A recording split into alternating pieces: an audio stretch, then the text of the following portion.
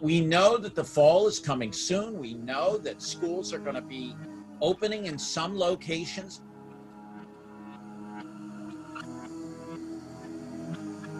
We know that the fall is coming soon. We know that the fall is coming soon.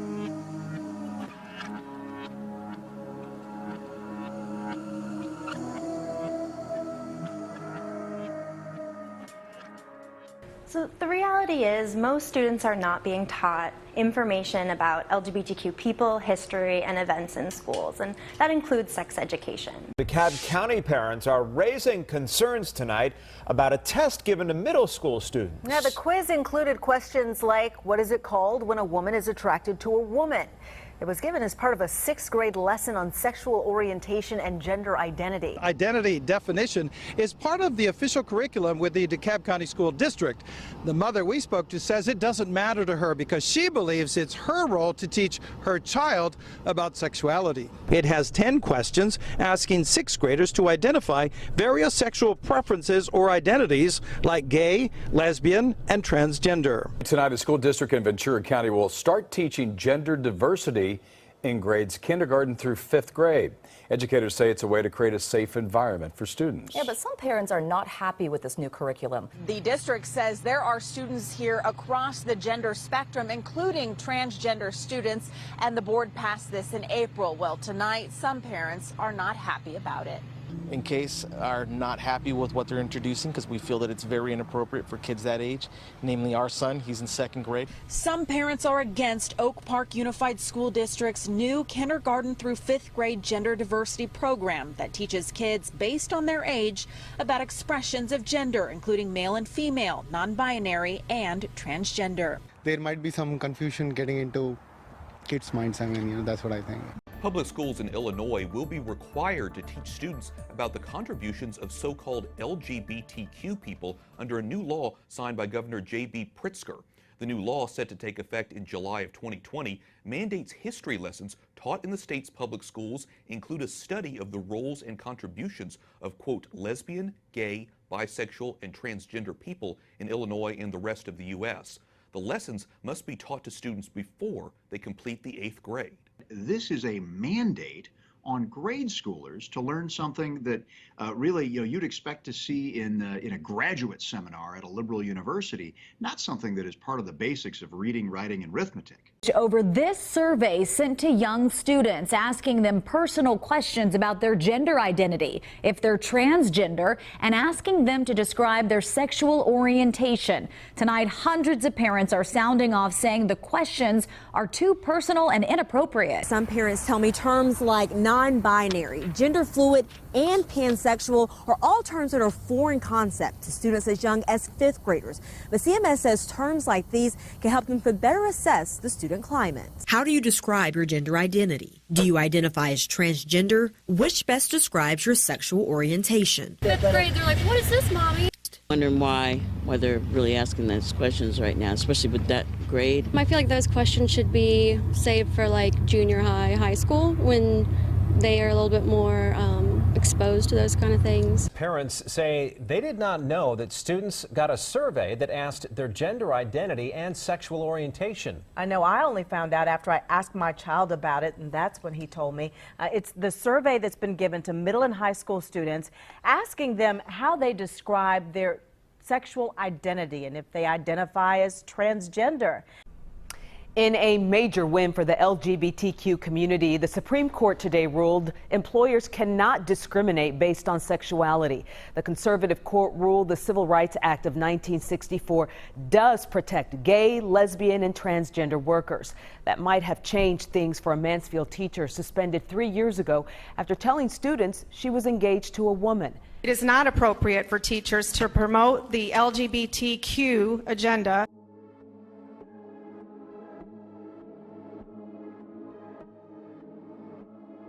Kids are being used as guinea pigs for reopening the economy.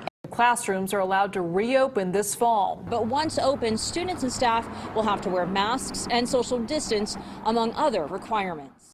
It seems confrontations like the one in this next story are happening more and more. A Chicago woman arrested after a man said she spit in his face because he took off his mask at Costco. And she happens to be a teacher. Officers say she rammed her cart into his, telling him to put it back on.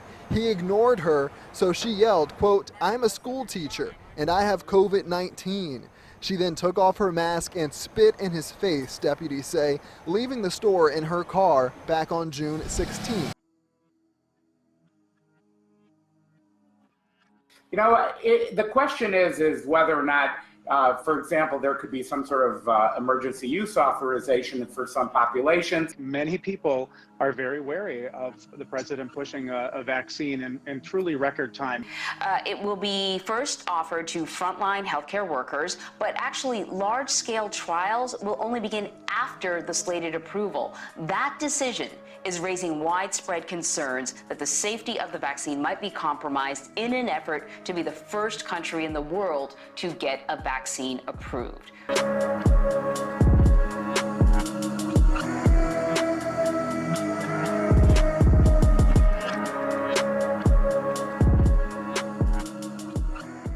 All right, the idea of what we used to think of as a normal life seems out of reach in the middle of a pandemic. Even with a vaccine, Dr. Theresa Tam has warned it could take years before physical distancing and all those mask rules can be relaxed. Well, around this time every year, preparations begin for the flu season. But as you're well aware, things are a lot different this year.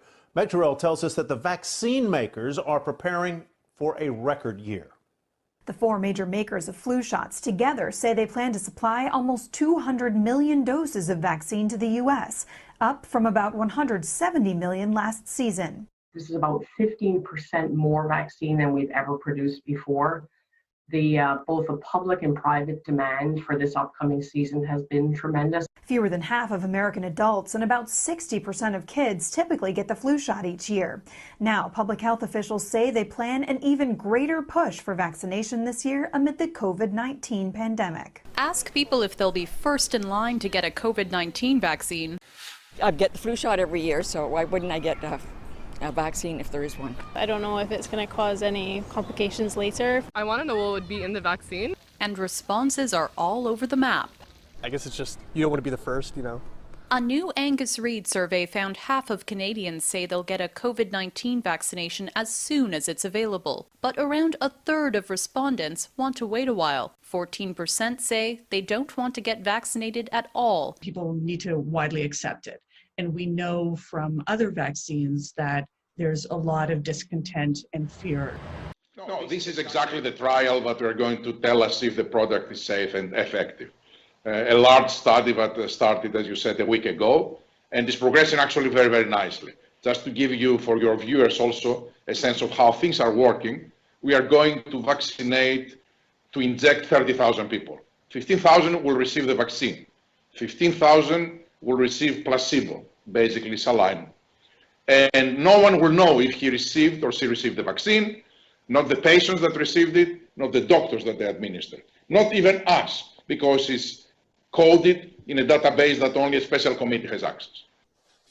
You know, it's great people are paying attention to vaccines in a way, but a lot of that's the, false data. We'll see as the vaccine comes out.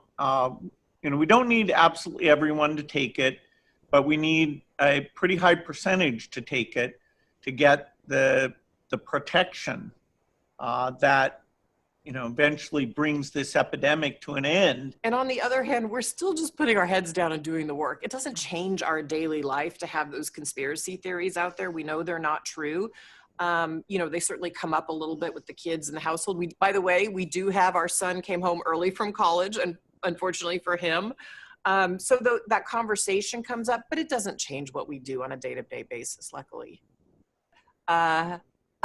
I know my husband is not vaccinating people and putting a microchip in their arm because that technology doesn't even exist, and he's never uttered the words out of his mouth. So, can the pandemic end without an effective vaccine? Ultimately, if you really want to put the nail in the coffin of an outbreak, you're going to need a vaccine. There are a number of vaccines that have already entered phase 3 trial. There's one from England that is doing one in Brazil and South Africa. There is one that we started here in the 27th of July with Moderna. Pfizer started on the 27th of July. There are other companies that are going to be starting in the next month or 2 or 3. So you're talking about 5 or 6 or more companies, each of which have started at different times. We don't know which one is going to be better than the other. And you know what I hope? I hope they're all equivalently good, because that's what we need. We need vaccines not only for the United States, we need vaccines for the whole world. Temperature checks, staggered schedules, and increased cleaning. Those are just a few of the guidelines. It is intended to be a roadmap for schools to safely reopen. Washington State Public Schools will open this fall for in-person instruction. There will be a mask requirement for all students and staff in a K-12 setting. Schools are also advised to check for signs of illness among all students and staff every day upon entry. A lot of educators are concerned with the new guidelines that the Texas Education Agency released to reopen schools in the fall. They say changes need to be made so schools don't become the next hotspot. We don't get what is going on in Texas. There's like blinders on about what's going on in terms of public health and in the science. They're still working on classrooms, but when the school year begins, every student and every teacher must wear a mask. Students will be given one mask and they'll get a mask break throughout the day. With the pandemic requiring many students to distance themselves from the classroom while still finding ways to learn, educators are being forced to get creative and reimagine education this year. The administration has worked around the clock to protect Americans from the coronavirus, but many challenges for children and families can be just as invisible as the virus and just as dangerous. As the start of the school year gets closer, I encourage parents, teachers, and school to teach children about the importance of CDC guidelines and to implement them when appropriate. The CDC director noted that there would be additional guidance. The vice president noted that as well, but we're on the same page with Dr. Redfield, who has said, I don't want this guidance to be a reason for schools not to reopen. And he said that these were not meant to be prescriptions. They are guidelines. Ultimately, it's up to state and local governments as to what their guidelines look like. There are 47 states who have issued their own guidelines so far. And I would also note that the CDC recognizes in their guidelines that many of these things that they're recommending are not feasible, which is why they use the words not possible 18 times and not feasible 9 times. We want our schools to reopen. It's imperative for the health and well-being of the child. We want to reopen the schools. Everybody wants it. The moms want it, the dads want it, the kids want it. It's time to do it. We don't want people to make political statements or do it for political reasons. I think it's going to be good for them politically, so they keep the schools closed. Bill, I wanted to ask you about schooling, and not college, but primary schooling, and what you think of opening that up, given the fact that children don't seem to be infected. The idea they're opening up some of those younger age schools, I think that's not crazy, and we should all learn from that. I didn't know Norway was doing that in a randomized way. That'll be very, very helpful because I'd like to see schools reopened in September. And of all the things that's right on the line of will it be wise, will it not be wise, that's the one that I hope we figure out how to make it work. How can these children that are not vaccinated get into our schools? Under Texas law, all children are required to follow the state's vaccine requirements before going to school.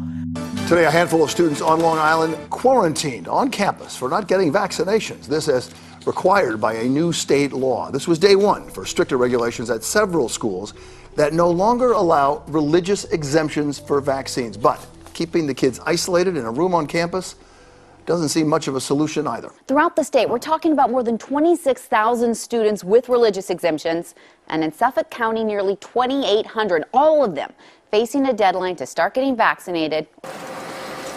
Today, we are declaring a public health emergency effective immediately.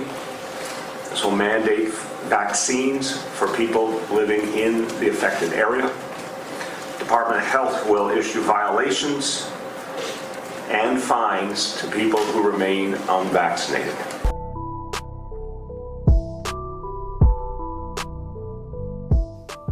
Then there's Kimberly Adams, president of the Fairfax Education Association. She says a vaccination or a widely available treatment for COVID-19 is necessary before a full return to in-person instruction. In this case, that the idea of having treatments available or a vaccine to facilitate the re-entry of students into the fall term would be something that would be a bit of a bridge too far. Even at the top speed we're going, we don't see a vaccine playing in the ability of individuals to get back to school this term.